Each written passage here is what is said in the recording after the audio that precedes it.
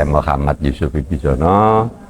Alhamdulillah saya pribumi sini yang sekaligus utusan dari Dinas Provinsi BPCB yang sekarang BPK 11 wilayah Jawa Timur untuk mengelola sekaligus menjadi pemandu di wisata religi Mbah Wasil di Kelurahan Sergedeng.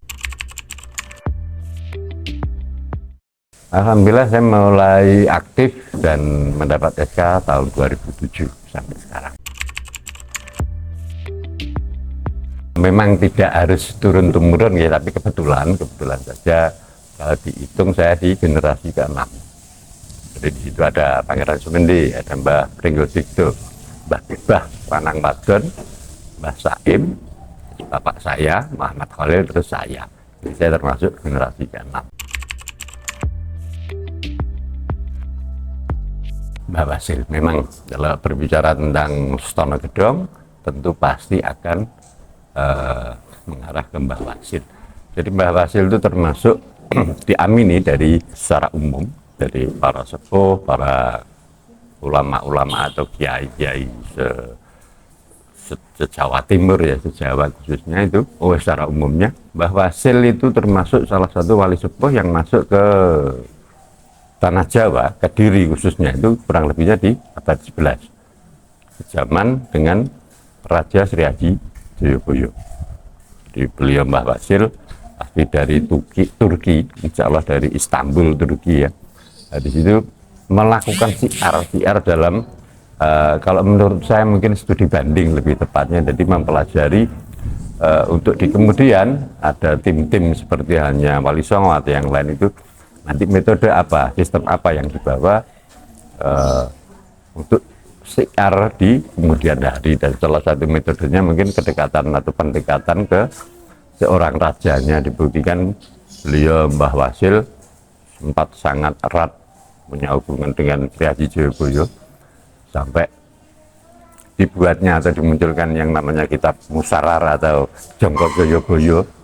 Nah, di situ kalau menurut saya kitab Al-Asror, yaitu kitab rahasia nukilan dari Al-Quran yang tentunya membuat jongko atau ramalan itu hingga ribuan tahun sampai sekarang pun begitu akurat, dan hanya Al-Quran yang bisa menceritakan atau menjaga atau meramal seperti itu. Di Zabur Taurat saja mungkin 400 atau 600 tahun usai ya, tapi kalau untuk dari Al-Quran itu jangankan ribuan tahun, sampai akhir zaman, setelah akhir zaman pun sudah tersuratkan. Nah, itu bukti kedekatan beliau dengan Raja Sri Haji Joyoboyo. Dan kenapa juga tidak pada saat itu Mbah Wasil tidak sekaligus siar pengerajanya? Nah, itu kalau menurut saya, makanya itu dikatakan studi banding. Nanti ada tim-tim khusus yang akan melakukan siar di kemudian hari. Dibuktikan dengan saya maju sedikit di Wali Songo ya, saya buat contoh di situ. Wali Songo ada yang menjadi raja, ada yang silang dengan anak-anak raja, terus ada yang sedikit masuk ke budaya, Sunan Bonang, Sunan Muria mungkin dengan gamelan, dengan wayang. Kalijogo lebih, Sunan Kalijogo lebih di lapisan yang paling bawah, bersentuhan dengan masyarakat yang goib pada masa itu juga masih sangat kuat di situ, tentu sangat berat. Nah, itu termasuk dari mana tim 9 itu membentuk tim, apakah kita duduk ayo kita membentuk tim 9, dan tidak. Tentulah atas dasar studi banding dari pendahulu-pendahulu atau para wali-wali sepuh seperti halnya mungkin Mbah Wasil. Nah, itu. Bahkan kedekatan beliau dengan Sri Haji Joyoboyo, konon kabarnya beliau juga ada sempat diangkat menjadi Hakim Agung pada masa itu. Jadi beliau dimohon bantuannya untuk membantu menyelesaikan di beberapa perkara yang serius pada masa itu, hingga akhirnya beliau masuk ke Stono Gedong ini. Nah, ini Stono Gedong. Nah, di sini dulu ada sebuah candi. Jadi kalau kalian di belakang masjid itu ada pendopo yang sekarang itu sebetulnya adalah candi Batur. Fungsi Candi Batur adalah untuk menyimpan abu jenazah para raja. Menyimpan abu jenazah para raja lah. Berarti kuburan dong kan. Nah, makanya nama kelurahan kita sebetulnya mengikut pada kuburan pada Setono. Gedong Setono mempunyai makna arti makam. Gedong itu besar atau pembesar, jadi makam dalam atau makam keluarga besar. Nah, disitulah digunakan sebagai sarana prasarana untuk siar Mbah Wasil. Beliau lebih daripada sampulnya, mungkin lebih dari perilaku. Jadi berkata-kata baik, bertutur sapa baik, terus perbuatan-perbuatan yang lain mungkin. Makanya beliau juga disebut Pangeran Mekah, itu mungkin dari karena beliau mungkin berwasilah, bertutur sapa, bercerita dengan kebaikan. Agamamu apa Mbah? Islam dari mana? Mungkin lebih dikenal dengan Mekah. Makanya beliau Mbah Wasil juga ada gelar Pangeran Mekah. Itu bukan nama, ya itu gelar Pangeran Mekah, sebutan dari masyarakat setempat pada masa itu. Itu tadi saya jelaskan dalam kurun waktu, ya. Jadi untuk para wali sepuh seperti Mbah Wasil mungkin lebih dari melihat dengan kemakrifatannya, jadi melihat ke masa depan, ya. Jadi tadi saya katakan juga kenapa sudah dekat dengan rajanya kok tidak juga saat itu Sultan langsung siar, tidak. Jadi beliau saya katakan mungkin studi banding di situ lebih tepatnya, dan sekaligus melakukan siar. Kebetulan dari beberapa pengikut pada masa itu atau yang tim yang dibawa harus kembali ke Turki, ke negara Istanbul sana, untuk menyerahkan beberapa hasil dari studi bandingnya, dan Mbah Wasil tinggal di sini dan mempunyai istri dan mempunyai keluarga di sini.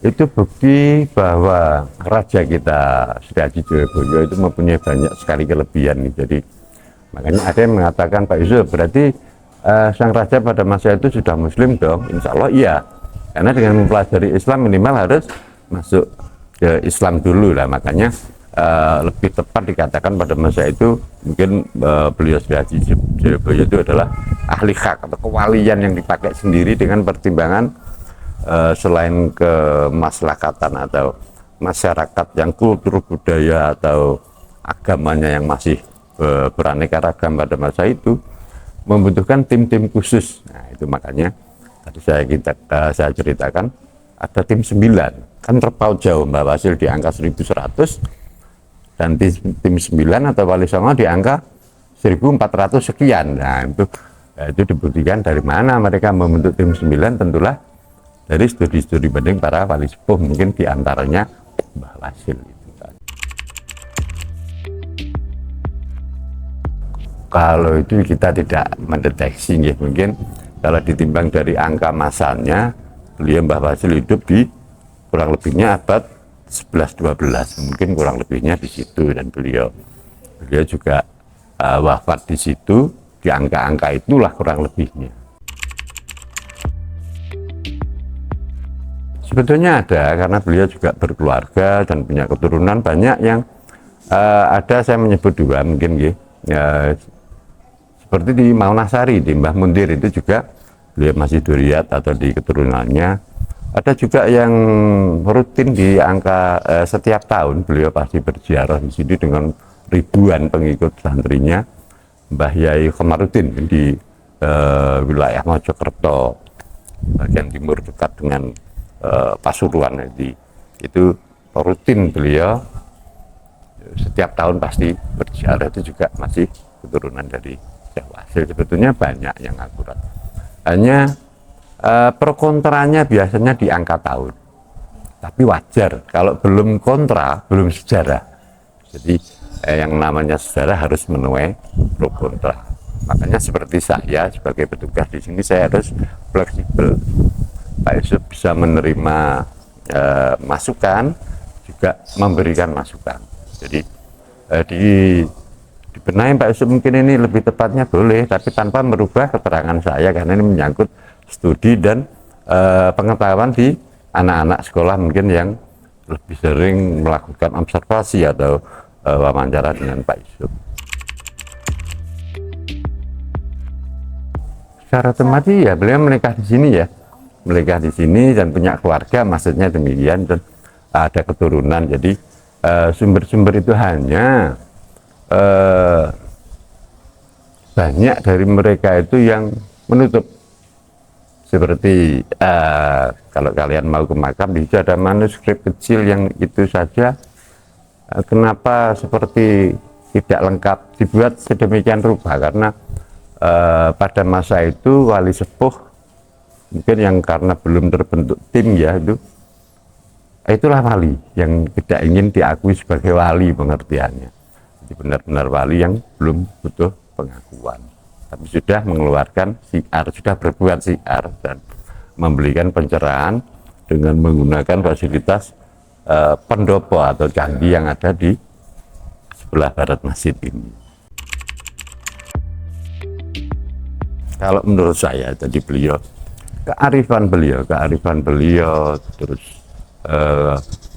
kebijaksanaan atau dalam menyelesaikan masalah atau itu sangat-sangat menentukan nuansa Islam pada saat itu, sehingga tanpa harus berteriak bahasanya mereka akan berkunjung datang, Mbah, kepribadianmu baik sekali, apa agamamu. Nah, itulah yang sangat membantu Mbah Fasil pada masa itu. Mungkin salah satunya Mbah Fasil juga paling senang dengan, kalau sekarang ya mungkin karomah banyak yang bertanya bahas karomahnya apa. Saya cukup menjelaskan dengan Mbah Fasil itu paling senang karo wong sing ngaji, ya itu aja. Mungkin saya menjelaskan demikian. Secara otomatis menjadi terkenal dia dengan sendirinya karena di situ di beberapa keterangan, nah taruhlah dianggap di buku besar, jadi perbedaan antara wali dengan orang pada umumnya gitu. Mungkin seperti Pak Yusuf, mungkin kalau mati sudah setelah ditanam selesai gitu. Tapi kalau wali, bumi saja seperti gelap, banyak orang yang menangis seperti kehilangan, akan berbeda. Mereka makamnya akan banyak dikunjungi orang, yaitu secara otomatis menjadi salah satu ciri-ciri wali. Apalagi beliau Mbah Fasil adalah wali sepuh yang notabene berdiri sejajar dengan seorang raja Kediri, tentulah mempunyai pengaruh yang sangat luar biasa. Makanya di area makam kita banyak sekali para wali sunan yang mengikuti. Logikanya siapa sih yang nggak ingin dimakamkan di dekat waliullah? Karena seperti saya pribadi mengambil kesimpulan, nggak mungkin Allah menanam walinya di tanah yang kotor, tentulah di tanah pilihan. Makanya makam Sutonegedong tidak heran dari zaman dulu sampai di angka tahun 80-an, 1980 itu makam kita menjadi makam khusus darah biru sekaresidenan Kediri. Jadi menjadi makam khusus jabat bangsa atau keturunan raja-raja. Kalau menurut saya mungkin karena usia gitu. Dan itu juga kita tidak menemukan di tepatnya hari tanggalnya, makanya pada saat itu para sepuh, para ulama-ulama atau kiai sepuh seperti hanya mungkin Gusmi atau Kiai Hamim Jajuli atau kiai-kiai sepuh dari Lirboyo, Kiai Makrus Ali dan yang lainnya itu, yang termasuk para kiai sepuh itu bersepakat untuk membuat haul di bulan Rajab. Nah, ini kita bertepatan di bulan Rajab ini melakukan haul. Akhirnya sepakat dan diputuskan sampai sekarang. Jadi kita buat acara bersambung gaing nggih. Ada beberapa kali acara itu menjadi mata rantai bareng dengan kegiatan acara kota. Ada acara, jadi kita buat sedikit meriah atau sedikit berbeda dari hari-hari biasanya. Sebelum Covid kita ada kegiatan-kegiatan seperti halnya kegiatan remas, anak-anak kita itu mungkin lomba-lomba, atau mungkin ada khitanan, ada juga yang rutin itu seperti semaan, kelokan, seperti halnya yang seperti ada salah satu mursyid dari Ploso, Gusmi Kiai Hamim Jajuli itu menyarankan untuk setiap tahunnya melakukan semaan akbar di sini dan dilanjutkan dengan dikrobilin, dan ada pengajian akbar, dan ada tahlil akbar, tumpengan. Jadi kita buat sedikit berbeda di acara haul. secara otomatis harus dong, karena minimalnya cuman saya harus fleksibel dan mengikuti, tidak ada aturan main ya, cuman Pak Yusuf harus mengikuti secara objektif untuk ikut di acara dan kegiatan itu, karena sudah diprakarsa itu menjadi kesepakatan sejak dulu bahwa masjid yang mengambil alih dan Pak Yusuf harus tetap di bawah untuk mengikuti kegiatan itu, mendampingi.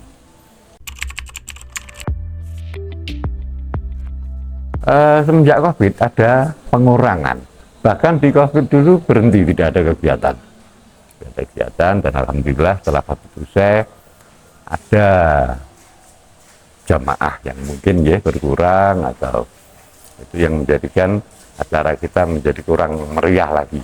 Mudah-mudahan nanti ke depan kembali seperti sedia kala, ada semaan akbar lagi, ada pengajian umum lagi yang lebih luar biasa, dan nanti seperti Pak Yusuf berharap di antara kalian-kalian ini sebagai pemuda dan generasi penerus, ciptakan di acara haul ini menjadi lebih meriah lagi dan menjadi lebih kusuk lagi, meriah dalam arti kusuk, jadi lebih bermanfaat, lebih barokah lah.